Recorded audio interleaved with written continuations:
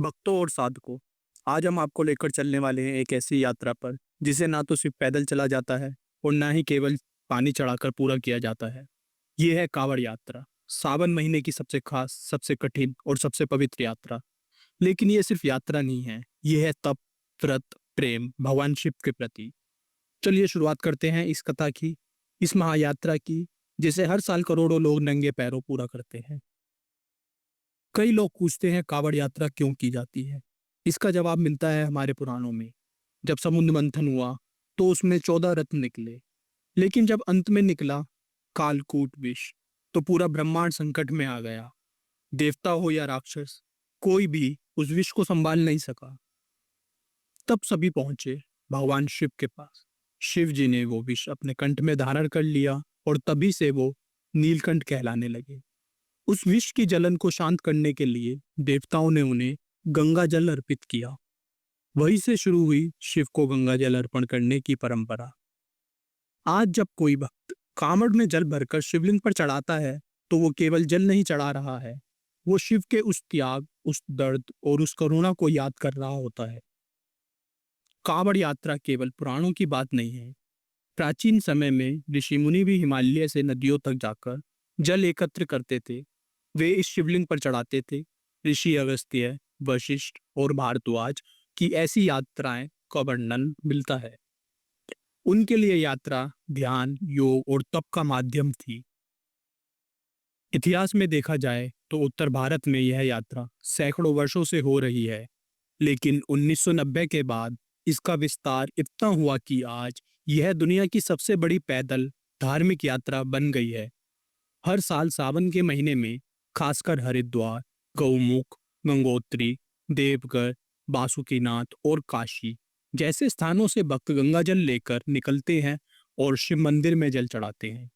कुछ कांवड़िए, जिन्हें डाक कांवड़ कहा जाता है, तेजी से बिना रुके चलते हैं, क्योंकि मान्यता है कि जैसे ही जल भरा जाए उसे जल्दी से जल्दी शिव पर समर्पित किया जाए।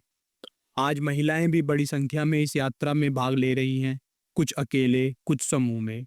इनकी श्रद्धा, साहस और भक्ति देखकर हर कोई नतमस्तक हो जाता है। कांवड़ यात्रा अब सिर्फ धार्मिक नहीं बल्कि एक सामाजिक, सांस्कृतिक आयोजन बन चुकी है। हरिद्वार से लेकर दिल्ली, मेरठ, कानपुर, पटना, देवघर, झारखंड तक फैले हुए रास्तों पर हजारों लाखों लोग चलते हुए मिलते हैं। कुछ परिवार के साथ, कुछ दोस्तों के साथ और कुछ अकेले, सिर्फ शिव की भक्ति में डूबे हुए।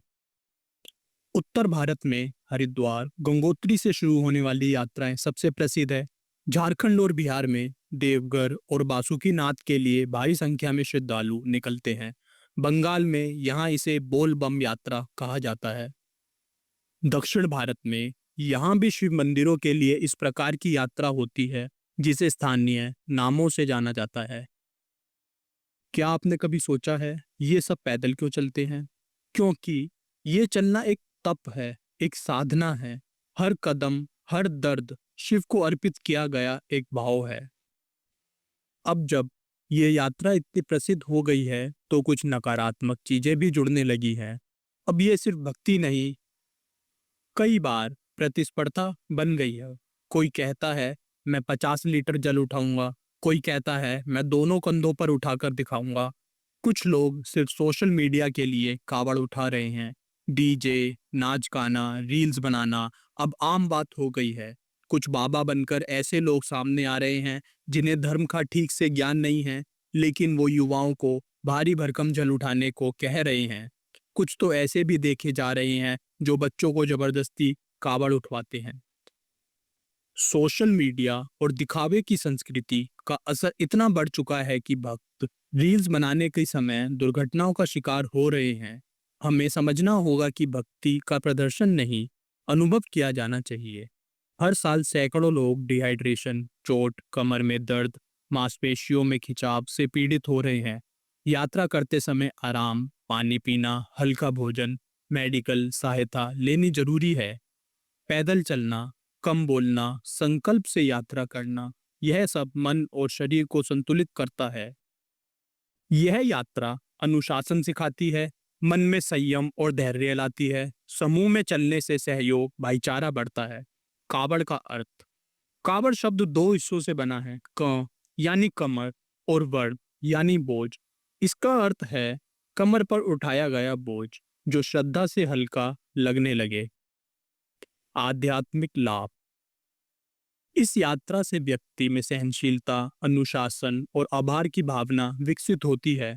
यह हमें सिखाती है कि छोटी छोटी तकलीफों को सहते हुए भी हम अपने लक्ष्य की ओर बढ़ सकते हैं। कावड़ यात्रा के नियम जो हर भक्त को जानने चाहिए। गंगा जल केवल पवित्र स्थानों से भरा जाना चाहिए, जैसे हरिद्वार, गंगोत्री, गौमुख, देवघर इत्यादि। कावड़ को हमेशा कंधों पर रखा जाता है। जल से भरे पात्र को जमीन पर नहीं रखा जाना चाहिए। अगर थकान हो तो कावड़ को जमीन पर सीधे ना रखें। पहले नीचे कपड़ा या स्टैंड रखें, फिर ही रखें।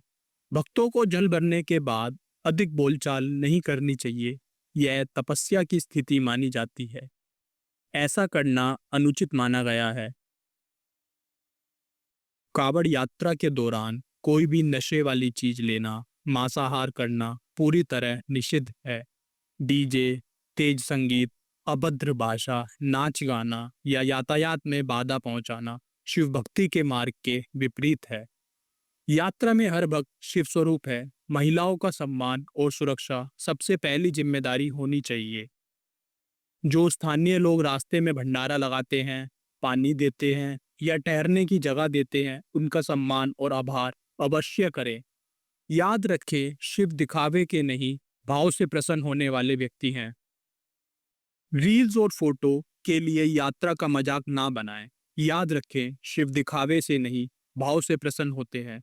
यात्रा को निष्ठा या रील्स का कंटेंट ना बनाएं। समूह में चलने का नियम। सभी को एक ही गति और अनुशासन से चलना चाहिए। आपसी सहयोग और सहारे से यात्रा को सहज बनाएं। जल अर्पण करने का समय। गंगा जल को शिवरात्रि के दिन शिवलिंग पर चढ़ाना अधिक पुण्यकारी माना गया है। हमें तय करना है कि यह यात्रा एक भक्ति की परंपरा बनी रहे या सोशल मीडिया शो। हमें यह ध्यान रखना होगा कि शिव को दिखावे की नहीं, सच्चे प्रेम संपन्न की आवश्यकता है। कुछ सुधारात्मक सुझाव। प्रशासन द्वारा रूट प्लानिंग और सुविधा केंद्र बनाए जाए। मेडिकल हेल्प टीम हर 2 किलोमीटर पर रहे। डीजे, लाउड म्यूजिक पर नियंत्रण रहे। युवाओं को सही मार्गदर्शन किया जाए। कावड़ यात्रा भारत की सबसे बड़ी आस्था की मिसाल है। इसका उद्देश्य है शिव को स्मरण करना, त्याग को अपनाना और अहंकार को छोड़ना। हर हर महादेव। अगर आपको यह कथा ज्ञानवर्धक और भावपूर्ण लगी हो तो इस वीडियो को लाइक करें, कमेंट करें और चैनल को सब्सक्राइब करना ना भूलें। धन्यवाद।